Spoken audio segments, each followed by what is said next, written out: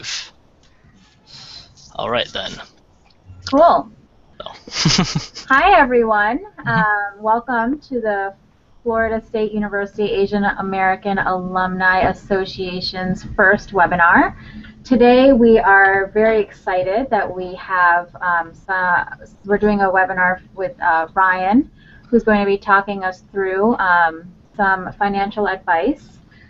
One thing I just wanted to touch on beforehand is what FSU AAA really is. Our main goals, and we're brand new, are to connect Asian American alumni and students so that we have mentorship, networking, and a lot of opportunities to grow.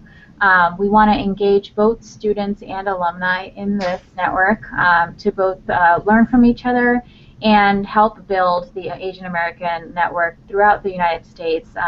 One of our biggest things is, once students graduate, how do they stay involved with the university and with each other to help build off one another and grow. And this webinar is one of those ways for us to help give those skills and to help, help figure out the best ways that we can get that going. So with that being said, I want to introduce Ryan, who's a financial consultant, and is going to help walk us through some of the tips and tricks to make sure that you're on the right path. With that, I'll let Ryan get started. Great. Thank you, Anisha. Appreciate it. Hello, everyone. I'm Ryan Schultz. I am the financial consultant for Regions Investment Solutions in Palm Beach County, South Florida, West Palm Beach, just north of Fort Lauderdale. For those of you that don't know where it is, I do have some slides I'm going to share with you so that you can see, so you can see what I am talking about. So, what I'm showing you now is the program I've got going on. So, can you still see everything? Okay, I'm just getting a weird picture. So, again, this is the Keep the Change, which is saving for your future, how to save for your future. And see if I have to do it this way. All right, looks like I'm going to have to go this way. So, a little bit about me. As I gave you my name, I do have a broadcast journalism degree from Syracuse University, undergrad, and then University of Florida MBA. Please don't hold that against me. I have lived in South Florida for 30 years, and I have 7 years experience in the financial advising world. I was formerly with Mass Mutual, which is where I met Theo Aquino, who introduced me kindly enough to the FSU Asian American Alumni Association. So I want to talk to you a little bit about the different things between savings, debt management, and investing for your future. So when it comes to savings, there's really 5 simple rules. And the first one is live within your means. That means whatever your take-home pay, your net pay after taxes, is what you need to keep your bills within. If you live within your means, you're always going to be able to live comfortably and do what you want to do and not be as concerned about struggling with debt and things like that, as long as you learn to adjust your lifestyle to fit what your income is. And obviously, as you make more money as you go on, then your income or your lifestyle can increase.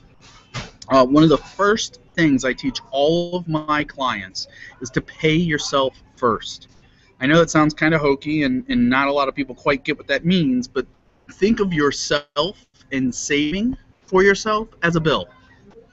Means I want you to save 15% of your gross income, put that directly into a savings account, a checking account, even an envelope if that's what it is, whatever it works for you, but you need to put aside 15% of your gross income directly into something for you, because if you spend first, pay your bills first, then you may not get around to saving that 15% for yourself, and you end up paying it into something else or spending it on luxury items or going out or anything like that where you don't necessarily have the means.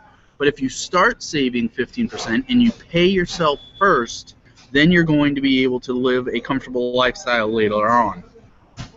Goals for you to have: keep 1 month of expenses in your checking account. So if you're paying rent and your car payment and your insurance and your cell phone bill and food and things like that, You want to know what that costs you every month. You know, $2,000, $3,000, $4,000, whatever that may be, and you want to make sure you have that sitting in your checking account. Then you also want to build up 5 months of expenses in your savings account.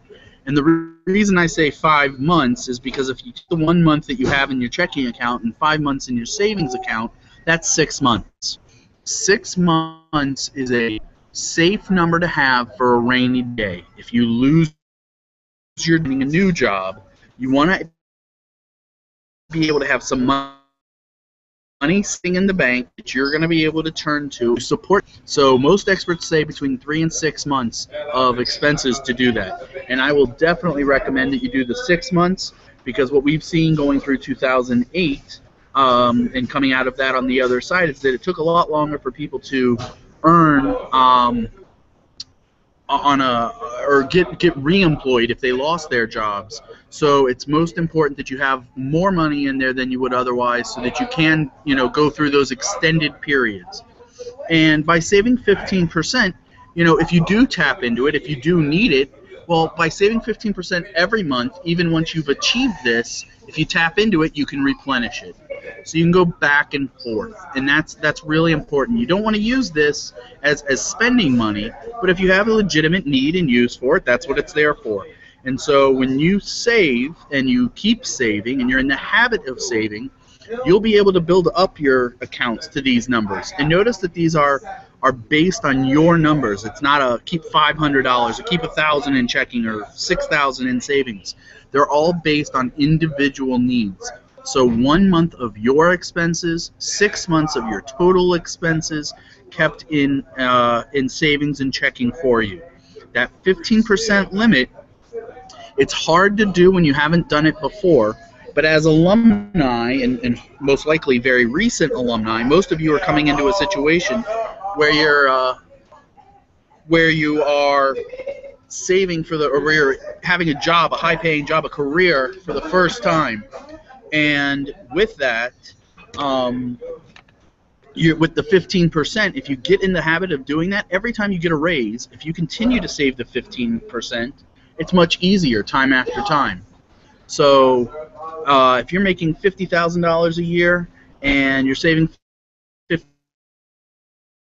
15%, that's 7 raise, and you're now at $60,000 a year, you're going to save $9,000.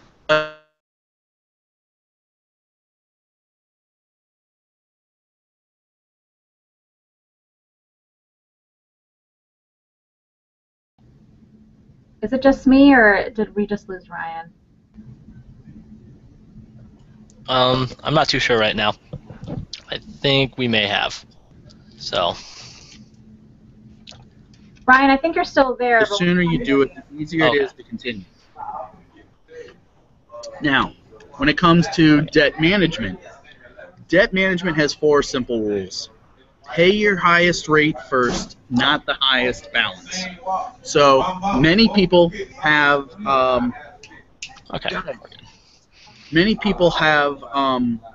many different forms of debt, and there's good debt and bad debt. Student loans, a mortgage, credit cards, personal loans. Those are all different forms of debt. Student loans and mortgage are generally looked at as good debt. Student loans are investments in your education, which allow you to get greater business opportunities. A mortgage allows you to purchase a home you would otherwise not be able to do so. Credit cards and personal loans are generally considered bad debt because most of the time they are used and the debt is carried really to satisfy wants, not needs. And then it's also important to make sure you use that credit that you have wisely. When you use credit wisely, if you maintain your credit, credit's a good thing. If you get to the point where you're paying your bills without any problem and you can pay off your credit card bill every month, I generally recommend you put every expense you can on your credit card. If you have a Sun Pass and you're going through the toll booths, that should be on your credit card. If you put your cell phone bill on your credit card, you're going to pay it anyway, so you might as well get the points, the miles, whatever credit it's going to give you. But most importantly, and most people don't realize this, is you get 30 days float. If you charge something on the 1st of the month, but your bill isn't due till the 31st of the month, they've just given you 30 days that you didn't have to pay on that credit card bill or on that bill that you paid on the 1st. So it's important to use your credit wisely. Put the money aside. Make sure you're going to pay your bills. But if you use the credit card, there are advantages and things you can do and take advantage of to get to by doing that. Now, you have to be mindful of your credit score, and they offer you free credit reports. I know you guys hear the commercials or have seen the commercials, freecreditreports.com and things like that. There is a national service that provides you with your credit reports. Just Google free annual credit report and make sure you go to the government website, .gov, and that will allow you. What I recommend you to do is to get one. There are 3 major credit card or credit reporting companies. I recommend you get one every 4 months. That way you can keep a constant eye on your report, check for any inaccuracies, and make sure you correct them as soon as possible. And it also keeps you updated on what's going on with your credit. You can see your score if you want. You can also understand if there's any identity theft or if somebody else has gotten a hold of your stuff. So the sooner you do that, the better. So every 4 months you get one of the 3 credit reporting agencies, and so then once a year every 12 months you're getting that same company, and it's on a cycle, so that way you can keep an eye on it. Now, the reason I'm going to go back to that pay the highest rate first and not the highest balance. Mortgages right now are at like 4.5%. My personal student loans are at, I think, 7%. I'm a little bit older and have carried debt since rates were a little bit better. Credit cards, those are usually in double digits. Personal loans, they're usually in the high single digits, 8, 9%.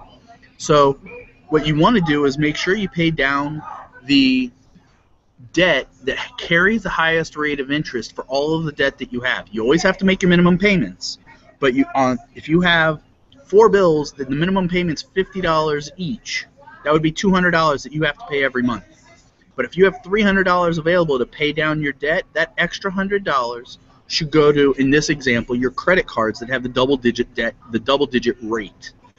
That will allow you to pay that one down fastest, and over time you're actually going to save more money because you're saving double-digit rate of interest on that $100 every month versus the other ones. And you just go from the credit cards down to the personal loan, and then to your student loan, and then finally pay off your mortgage.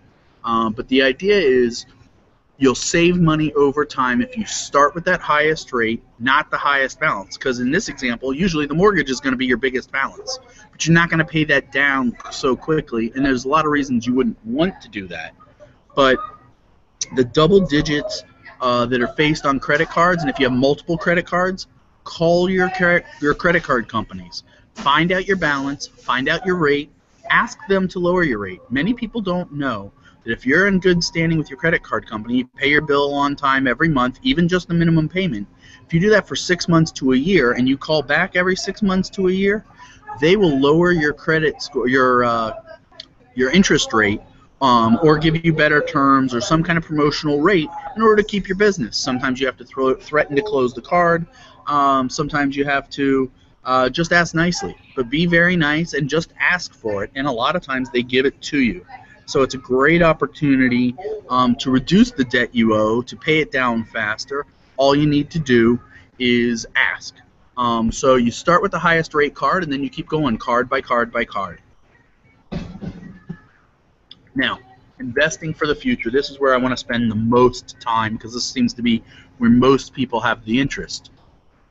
There's basically 3 types of plans out there, a 401k or a 403b plan. A 401k is an employer-sponsored, tax-deferred retirement account. 403b is the same thing, except a 401k is offered by a corporation, and a 403b is offered by a government agency, usually a hospital, a municipality, a county, a state, a university. The FRS, Florida Retirement System, offers an investment option, and that is a 403b through them. So if you know somebody who works at the university and has the investment plan, that's actually what they have there. Now, everybody has access to what's called an IRA, an individual retirement account. Okay? The main differences between the 401ks, the 403bs, and the IRAs are the contribution limits. Now, the 2015 limits for a 401k you can put in up to $18,000 a year for anybody who's under age 50. For an IRA, it's only $5,500 per year under age 50. If you're over 50, you can put in an additional $6,000, so $24,000 into a 401k, or an extra $1,000, $6,500 into an IRA. But under both 401ks and IRAs, they have two different types, a traditional and a Roth. And all that refers to is the taxability, when you're paying the taxes on your investments. So the 401k and the IRA were created as ways for companies to move away from pensions. You know, most of our parents don't have pensions, you know, but our grandparents' generation and even before then did. So when they were doing pensions back in the day, in order to meet those guaranteed obligations of the company, no worries, and that would be based on the company having to meet investment obligations. They may not be able to do that, and that put the onus on them to do so. With a 401k and the company offering the plan, and maybe they give some money, that's called a defined contribution plan.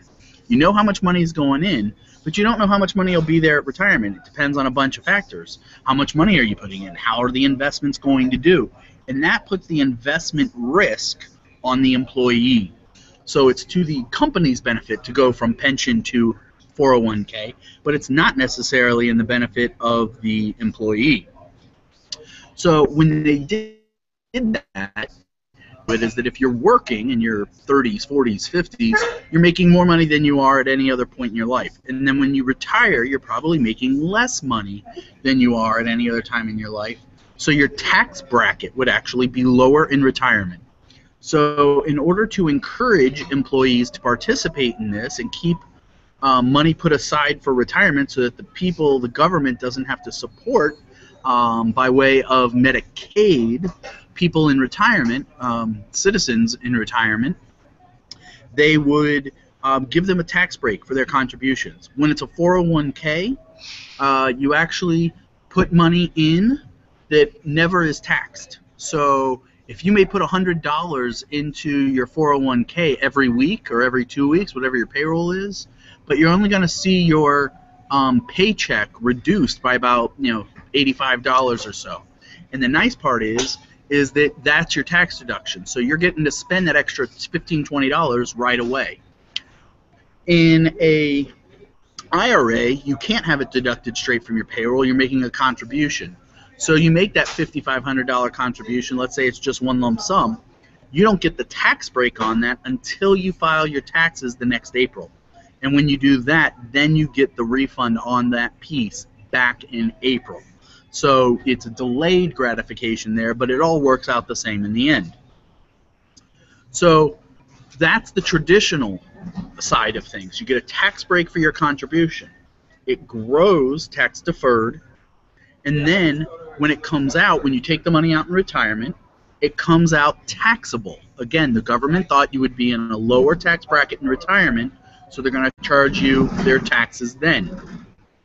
Congressman Roth out of Delaware in the 1980s said, you know what, that may not be the case. You may actually be in a higher tax bracket or even the same tax bracket in retirement, so you may not want that scenario in place. So what he suggested is the opposite. You pay your taxes up front, the devil you know in this case. And with your tax break, you're paying the taxes up front, the money still goes tax deferred, but when you take it out, now it's tax-free. You've already paid your taxes on it.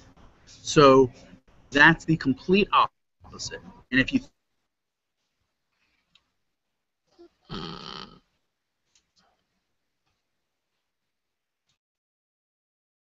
Okay, we may have lost him again. Hey, Ryan, can you hear us?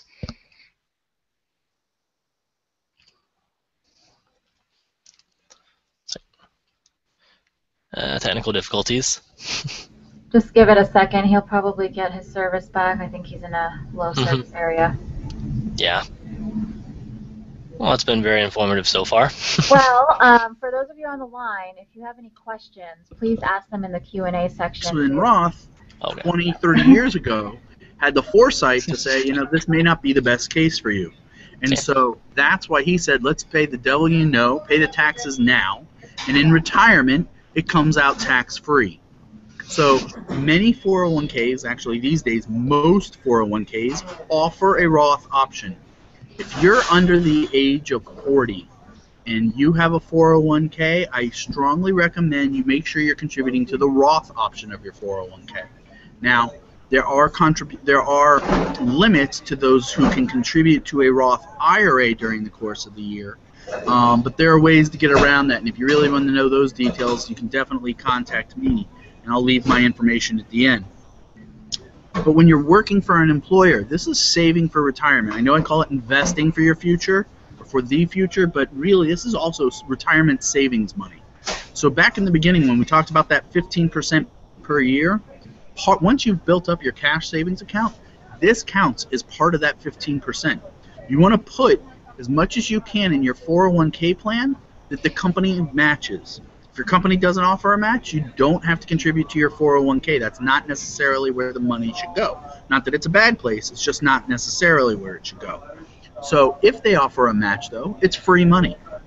You know, if you have $500 that you're putting, or $100 a paycheck that you're putting into your 401k, and the company matches dollar for dollar to that $100, well, they just doubled your money. That's 100% return. Well, I don't care how good your financial advisor is, and I'd like to think I'm a pretty good one. I can't promise you I'm going to double your money overnight just for making a contribution to your account with me. But that's what a 401k does when they offer you a match, whether it's 100% match, 50% match, 25% match. You just want to give enough to make sure you're giving every penny that they're offering you. Now, beyond that, if that's only, say, 5 or 6 or 7% of your income, well, then you need to be saving outside. Now, if you save the 1 month's bills in your checking account and the 5 months' bills in your savings account, well, then you need to be saving in other vehicles, and that's where a non-qualified account comes in. That's a brokerage account. That's a mutual fund account. There's all kinds of different vehicles for you to save in and invest in, but that's where your money starts to go at that point. You want to be putting money away systematically. Remember, pay yourself first and automatically, so that it's coming out and you don't end up spending it elsewhere. So those are the big keys for everything that I think is important when it comes to saving, debt management, and investing for your future. So I just want to say thank you. I appreciate your time. And if there are any questions, I know we're doing a question and answer session as well. Thank you. Yes. So if anyone has questions, please add them to the Q&A panel. The first question we got was, when should I start saving for retirement? When should you start saving for retirement? Absolutely soon as possible. If you haven't done it yet, do it now. The most important thing you can do is start today. I know you've all heard about the power of compound interest. The truth is, it's about the putting of the money away. The sooner you put that money away and you allow it to grow, it can grow upon itself. The sooner you get in the habit, the more money there's going to be put away for you in retirement. That's the simplest answer. Great. Another question was, do you suggest opening a specific account in terms of saving for financial milestones like buying a home? Sure. So there are different vehicles, different products you want to use for different things. So if you know you want to buy a home in, say, 2 years, you don't want to be in a product that's got a 7-year time horizon. You know, there are reasons you would want to do something like that.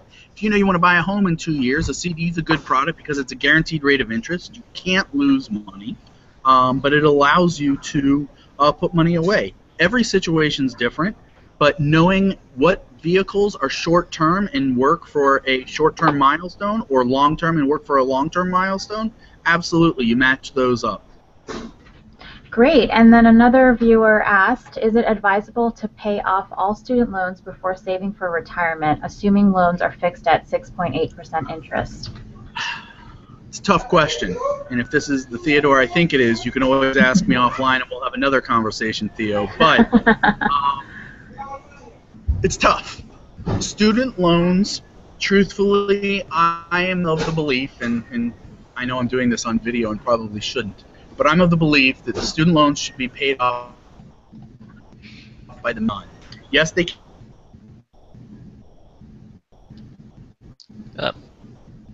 Could you repeat that, Ryan?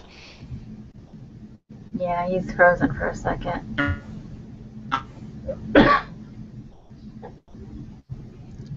And understand they will be waiting for that. Brian, So please make sure that we you have the lost you for a wherewithal to do second. so. Sorry, we lost you for a second. Do you mind repeating that? Oh, okay. Sorry about that. Well, I don't know where you lost me. In the middle somewhere. In the middle. Student loans are your low priority. If you have the financial means and you've paid off your other debt and this is where we are, then yes, pay them off. But they're not your top priority. I think they should be paid at the minimum balance most of the time. Great. And the final question I have is, what are some examples of great money automation strategies? All right, so the world we live in today with technology has allowed us to do a lot of things, these money automation strategies. I'm assuming that she's referring to how can you put away money automatically. One of the first things you can do is direct deposit. If you're at a business that allows you to put away your paycheck direct deposit, you can actually direct deposit into as many accounts as you want. You just have to go to your payroll and give them each account number and either do it by percentage or dollar amount into each account. So if you want to pay $50 a month into an account, or $50 a paycheck, I should say, or 5% of your income into a certain account, you just need to set that up that way. So the first thing is to set up direct deposit for an account to put something away specifically, if it's your savings account versus your checking account. And that's actually the easiest thing. You have two accounts, your checking accounts for your bills, and that 15% we're talking about should go directly into the savings account, so you never even see it, and you're living off of what's in the checking account. If you have other short-term financial goals, like we talked about, like buying a home or something like that, maybe you start a third account and you have money diverted going directly there. So you can do that. The other piece is, I don't know how many of you get birthday gifts or bonuses at the holidays or anything like that, but when I get a financial windfall, I always blow 10%. Okay? Go, have fun, spend. You have to be able to live your life, and that's the whole point. When you're saving this 15% and you're paying all of your bills, the money you have left over, that's luxury, and you really are supposed to spend it. That's what it's there for. So when you get a windfall like that, any lump sum, go spend 10%. Then think about what you want to do and what your financial goals are and what's important to you, and put the money away. So then you can also automate putting away 10%, 15%, wherever you want it to go, and start putting it away like that. All right. We actually have one more question from somebody. They messaged me because they're watching it on the YouTube channel right now. They're asking if index funds are the way to go instead of mutual funds. Okay. So the great debate. I'm a financial advisor. So full disclosure, I get paid when I sell you a mutual fund that has management fees. If I sell you an index fund, there's essentially no charge for that. If you are an investor that is going to move in and out of funds and you're not going to use an advisor, then 100% index funds are the way to go, because you're paying very low in fees and you're not paying much, if anything, to purchase them. As far as advisored funds that have been advised, Lost him again. Oh, we'll get him back in a sec.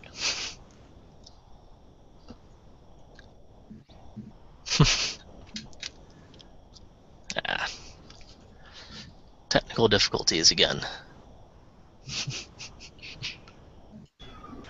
Well, we got half the answer so far. All right. So we lost the other half. Again. Yeah, it was right after you finished talking about the index. Okay, side. no worries. So then on the advised funds, the managed funds, Mm-hmm. I'm of the belief that you can beat the benchmarks if you're using them properly and you create a diversified portfolio. I don't think you're going to beat an index of, say, the S&P 500 if you're just trying to go with equities. But if you're trying to build a full, well-rounded portfolio, either, say, a growth or a moderately growth or aggressive portfolio versus a conservative portfolio, having a fully diversified portfolio of managed funds will outperform an index, in my opinion. All right. I'm sure he'll appreciate that answer. Thank you. Great. So if there's no other questions, Ryan, we just want to thank you truly for taking the time out to do this. I know you're sitting in a coffee shop and you're trying your best with the service and everything like that. We really appreciate your time. Just one more thing, if you can just share your contact information if people have any follow-up questions that they can Absolutely. reach So I'll give you both my email and my phone number. My phone number is 561-302-7252, and my email is ryanschultz, and I'm going to type it into my slides so you guys can see it. And then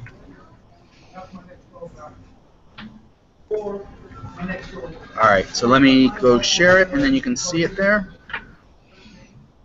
And then Andy, I know, is going to do a screenshot, so he'll have that as well.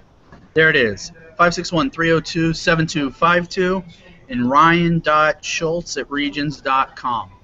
I'm happy to answer any questions by phone, by email. In today's technological world, here we are having this opportunity to do this webinar from long distance, South Florida to Tallahassee. Can do business the same way. I know you guys have many regions branches right around the university. There's 6 branches in Tallahassee. One of them is less than a mile away. So I know that you have the ability to go there, and I can always send the paperwork to the branch, and you guys sign things there. It's very simple. So I'm happy to help however I can. Great. Thank you so much, Ryan, and thank you to everyone who joined. Please reach out if you have any questions, and have a great weekend. Yep. Thank you very much, guys. Yep.